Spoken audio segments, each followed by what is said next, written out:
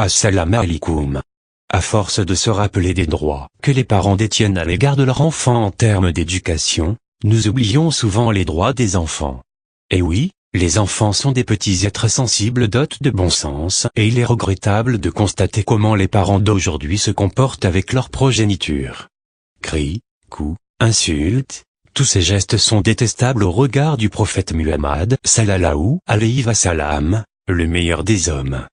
Que l'on soit parent, enseignant, animateur, infirmier ou nounou, un enfant reste un enfant, et nous devrons tous rendre des comptes le jour du jugement. À ce propos, le site Zaza a publié un article sur les gestes à avoir avec nos enfants.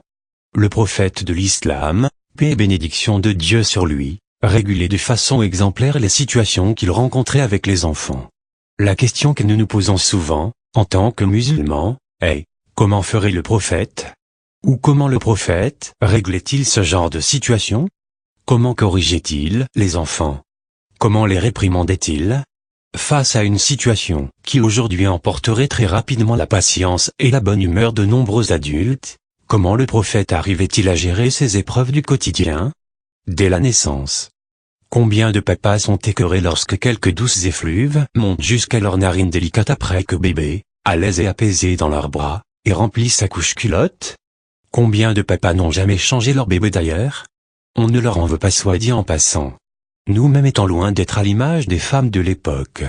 Mais à titre d'information, et puisqu'on tente de tirer vers le mieux, d'après Aïcha, un garçon a été amené au prophète afin qu'il fasse tannique en sa faveur. Le garçon a alors uriné sur lui, après quoi le prophète a versé de l'eau là où l'urine avait coulé. Al-Bukhari, vous remarquerez, Aïcha ne rapporte aucun geste de dégoût ni d'agacement. Et à l'époque ce genre de situation devait être fréquent, vous imaginez bien que les couches lavables nouvelle génération n'existaient pas, les couches jetables encore moins. Ceci pour souligner que l'urine, les régurgitations et autres produits fabriqués par nos bébés font partie de la vie, de la nature, et qu'on doit se réformer pour ne pas les voir comme des choses ne devant pas nous salir. La dignité sociale d'aujourd'hui voudrait que bébé régurgite des bulles de savon et que sa couche soit remplie de Smarties. Dès que ça galope, entre 1 et 3 ans, les enfants sont actifs, ne cessent d'aller ici et là, ils veulent explorer et grimpent, sautent, attrapent, le contraire serait inquiétant. D'après quelques hadiths nous savons que le prophète acceptait les enfants de cet âge au sein de sa mosquée, même durant les horaires de prière. Et à moins qu'ils aient été attachés à l'entrée, nous pouvons imaginer la joie de vivre qui se trouvait alors dans la maison de Dieu. Le bruit et le mouvement que cela occasionnait. D'après Abdullah ibn Shaddad, qu'il entendit de son père, le messager d'Allah, paix et bénédiction soit sur lui, sortit un soir pour nous conduire pour Maghrib ou Issa, et il portait Hassan ou Husain. Le messager d'Allah s'avança et mit l'enfant à terre, puis il dit le takbir et commença à prier. Pendant la prière, il se prosterna et resta prosterné longtemps. Mon père me dit, et je levai la tête et vis l'enfant sur le dos du messager d'Allah, alors qu'il était prosterné. Je retournai à ma prostration.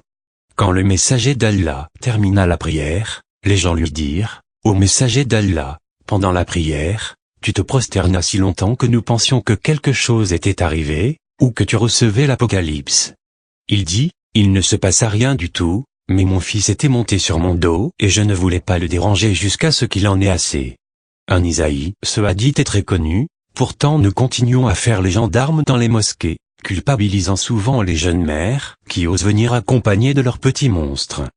Car s'il est aisé pour certains, est-ce de canaliser leurs jeunes enfants, d'autres en revanche ne le peuvent, chaque enfant étant différent.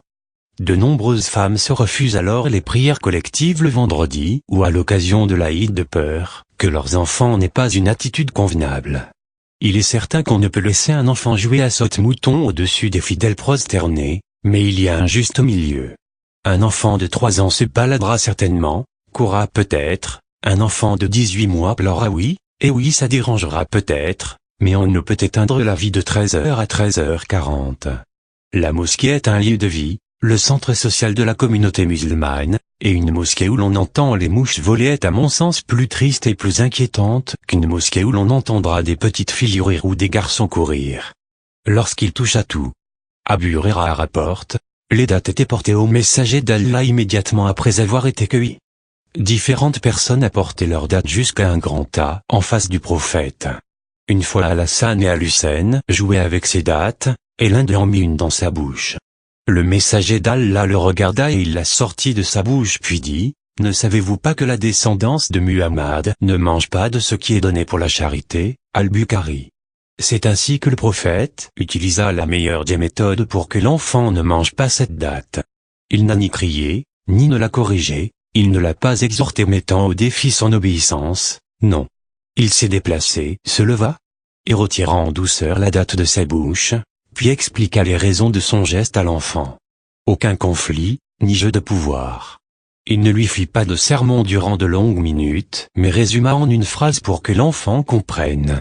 Lorsqu'ils sont en âge d'être responsabilisés, Anna dit, le messager d'Allah était l'un des meilleurs parmi les hommes de caractère. Un jour, il m'envoya pour faire quelque chose, et j'ai dit, je jure par Allah que je n'irai pas. Mais dans mon cœur, je sentais que je devais faire ce que le prophète d'Allah m'avait ordonné. Alors je suis sorti, et suis allé avec quelques garçons qui jouaient dans la rue. Tout d'un coup, le messager d'Allah, qui était arrivé derrière moi, me saisit par l'arrière du cou, et quand je le regardais, il riait. Il dit, va là où je te l'ai demandé, petite Anna. Je lui répondis, oui, j'y vais, messager d'Allah. Abu Daoud. Je ne sais si beaucoup d'entre nous feraient preuve de tant de patience et de bonne humeur. Sourire ou rire lorsqu'un enfant n'écoute pas dépasse l'entendement. C'est le pom-pom.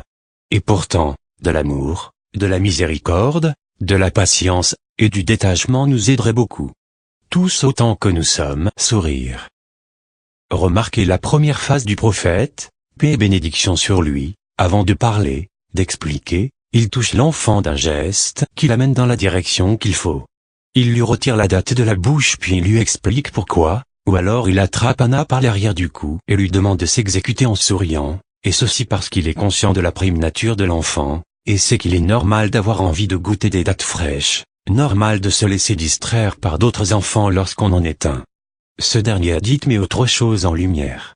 Le fait qu'il faille responsabiliser les enfants lorsqu'ils sont en âge de l'être.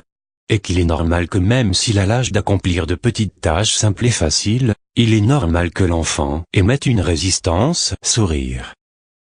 Dès l'âge de 7 ans. Lorsqu'un enfant atteint l'âge de 7 ans environ, certains hadiths rapportent la manière dont le prophète reprenait les enfants.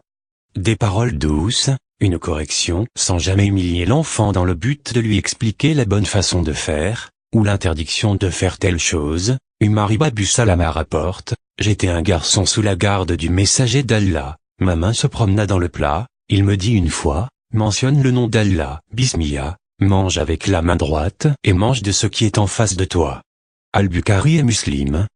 Adulte, il semblerait que nous ayons oublié cette envie de découvrir le monde, nos mains qui ne souhaitaient que toucher, fouiller, nos yeux qui se baladaient partout, émerveillés curieux, en grandissant. Cette flamme, cette soif d'apprendre et de parcourir la terre, le ciel et la mer s'estompent, nous devenons sérieux, nous ne pensons plus qu'à nos montres, nos trajets entre l'école, le travail, et les futures vacances que nous attendons tant. Nous nous empêchons de vivre la semaine, nous nous empêchons de rêver, de profiter des bienfaits que Dieu a mis à notre disposition. Les enfants n'ont aucune raison de rester sagement dans une chaise, éteints, dépressifs. Réjouissons-nous qu'ils aient cette joie en eux, cette curiosité, cette envie d'apprendre.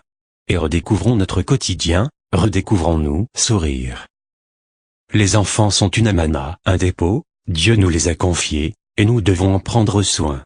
Rappelons-nous qu'il n'inscrit pas leurs mauvaises actions, leurs erreurs. Car ils ont le droit à l'erreur. Ils sont en formation, pour devenir les adultes de demain, en apprentissage pour comprendre les règles, les codes, les limites, et ne peuvent les saisir sans erreur. Aucun de nous n'est parfait. Et nous resterons nous-mêmes, même si nous entamons des changements dans nos foyers. Rester soi-même et modifier ses actes, travailler sur ses automatismes, se réformer et réfléchir. Que la paix de Dieu soit sur vous mes frères et sœurs, et à bientôt avec Azzedine Abed. Assalamu alaikum.